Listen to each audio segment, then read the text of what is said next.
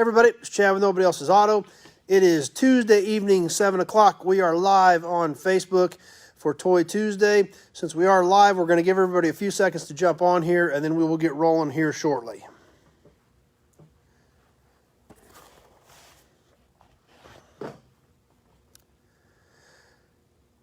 All right, we've got a few people starting to jump on.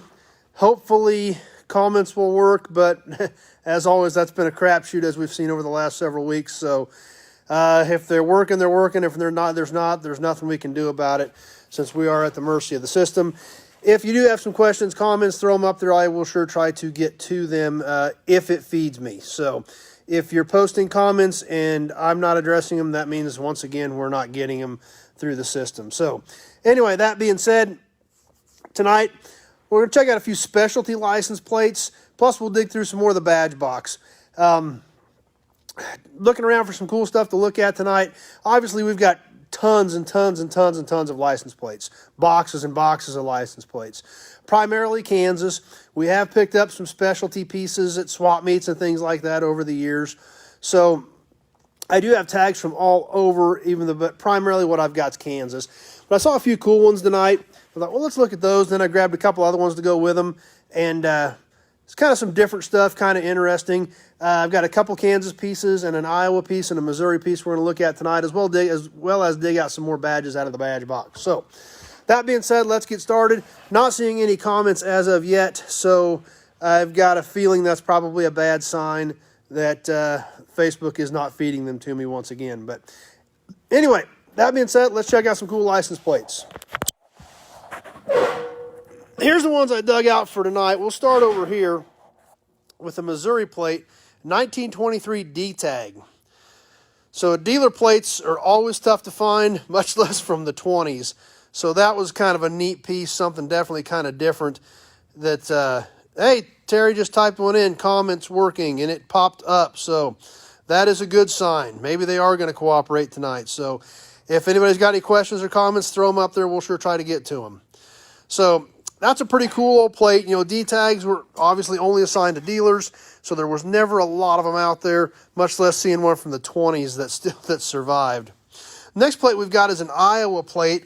It's a 1931, and obviously it looks a little different than most plates. It's all zeros.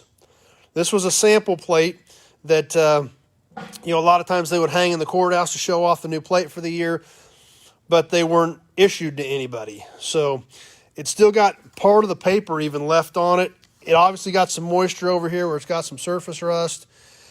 But sample plates are even more rare typically than the dealer plates. You know, a lot of dealers may have had a handful, but sample plates were typically one to a courthouse type thing. So don't see those very often. There again, especially one from the 30s. The next piece we've got tonight was actually a tag topper piece from the Coffeyville Army Airfield in Coffeyville, Kansas. Obviously would have bolted to the top of the tag, for somebody who was probably administrative or somebody high-ranking, so people knew when they were coming. So there again, something you don't see very often. Pretty decent shape for its age. Still has good color and is very clear, but it's there again, something there was not a lot of. Not everybody had. They weren't just issued to anybody. Not a lot of them survived. Not a lot of that stuff out there. The last tag we've got is a really unique piece. This is a metal tag made for the Kansas State Fair in 1928. It is just like, it's smaller than a regular tag of that era, but from what I've heard and from what I've been told, this stamping on the back of it was the same as the regular 1928 plates. I found this on the wall of an old barn from a guy that we knew who was a collector. I've talked to Tom Allen, who's the license plate guru for the state of Kansas. You can check him out at, I think his website is literally like Kansas License Plates or kansaslicensetags.org or .com. But he is the expert on Kansas plates. He said there are about a half dozen of these known to exist. This is probably mid-range. It's not the best, but it's definitely not the worst. This is probably somewhere in the, right there in the middle, number 3, number 4. Of the half dozen of this plate known to exist. So kind of a different piece, and it was really neat to find it. And it's kind of been up there where I had to pry it off the wall because it had been nailed to the wall for decades and decades and decades. So it was a really neat piece. Was really excited to add that to the collection. I keep it actually hanging in my office since it's such a unique piece and it's so rare. So anyway, that's what we kind of had for some different license plates tonight. I've got all kinds of other cool ones. I've got some old porcelain plates. We'll get into some of that other stuff, at another time. But I thought those were kind of some unique, interesting pieces to look at tonight. And as always, we always try to mix a few badges in every couple of episodes. We haven't done any in a while. So let's grab a handful out of the badge box and see what we've got here. There's a really cool piece, 42 Buick. Really great color, couple small chips on it. But bright, brilliant colors, well preserved. Looks like it's been off the car for a long time, or at least inside. Nice piece. I've always liked that badge. Just so unique, so ornate with such great colors that that's always been one of my favorite pieces. Essex Super 6. We'll get back into some of our earlier stuff from the 20s and 30s. Oldsmobile. Kind of a cool Oldsmobile piece. Nash. That's a nice badge. Good graphics. Hutmobile. That's a unique one you don't see very often.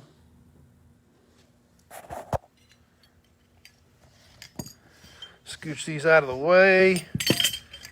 And we got a really cool Dodge Brothers. Chipped in the corner, but other than that, great color, pretty good size badge, neat piece. Let's grab a couple of more real quick before we jump off tonight. There's a cool Chrysler, probably a late 20s Chrysler. There's a rough Dodge Brothers. I think I've got a better one of those, but there was a Dodge Brothers 8.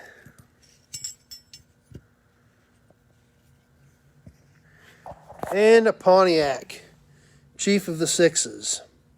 That's a cool badge with really good graphics on it as well. One more for tonight, and then we'll wrap her up. Cadillac Motor Company V8. That's a cool looking one too. That one's a little rough, a little banged up, but a neat piece. So anyway, that's what I had for you guys tonight. I hope you found it interesting. I hope you found it enjoyable. There's one thing about the license plate world is there are so many different ones out there. When do they stop making steel badges? I don't know what the answer to that is, Terry. I mean, they use metal emblems, clear up into the 70s. I'd say by the 80s, most emblems were plastic.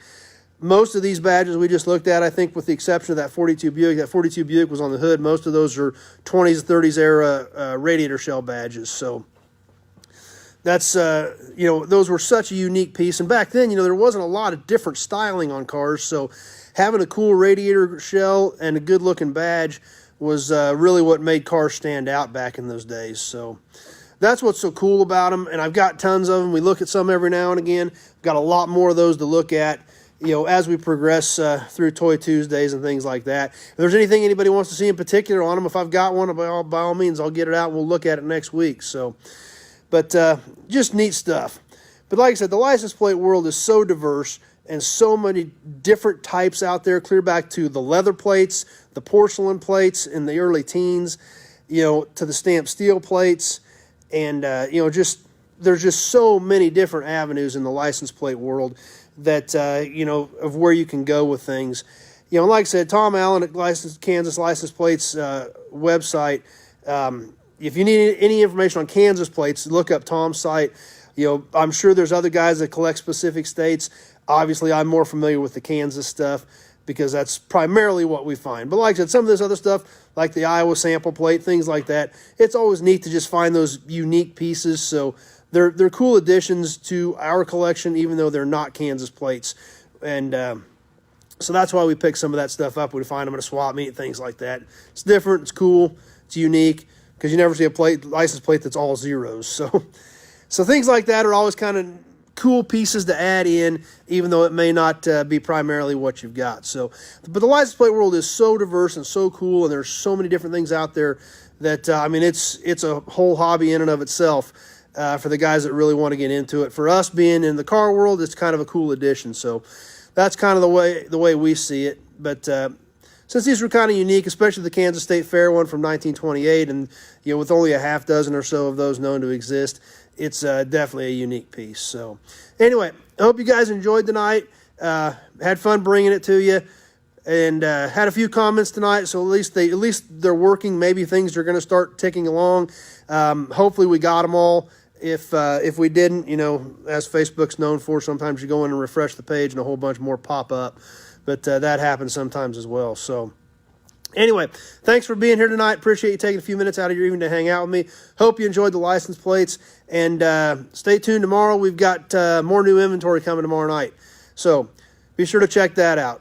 And then Friday night we'll do scooters from the Marquette, Kansas Motorcycle Museum.